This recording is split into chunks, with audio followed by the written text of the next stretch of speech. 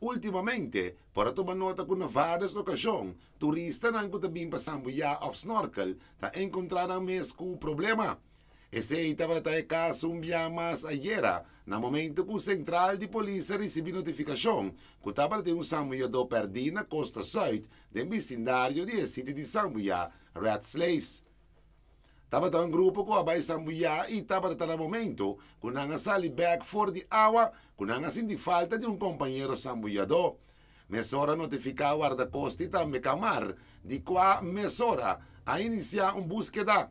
Estava um rato depois que a búsqueda estava tomando lugar, que havia para que o sambuiador alguns 100 metros leu fora de costa. O personal de guarda-costa mesora a começar com o trâmite para sacar o sambuiador aqui fora de água e vai mais cerca de costa.